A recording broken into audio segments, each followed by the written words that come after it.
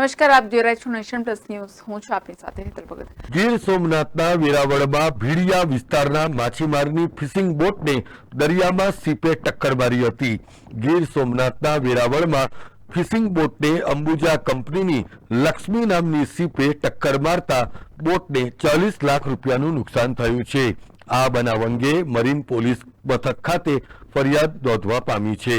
પોલીસે અંબુજા કંપનીની લક્ષ્મી નામની સીપ સામે કાર્યવાહી કરીને દ્વારકા જેટી ઉપરથી આ સીપને સીઝ કરી છે. આ સીપ ઉપરથી અકસ્માતના પુરાવા પણ મળી આવતા કાયદેસરની કાર્યવાહી ગીર સોમનાથ પોલીસે હાથ ધરી છે. Mahesh Dudiya, Nation Plus News, Gir Somnath. સમાચારોના સતત અપડેટ મેળવવા માટે અમારી નેશન પ્લસ ન્યૂઝની યુટ્યુબ ચેનલને સબસ્ક્રાઇબ કરો, બેલ આઇકન દબાવો અને જોડાયેલા રહો ફેસબુક, ઇન્સ્ટાગ્રામ અને ટ્વિટર પર.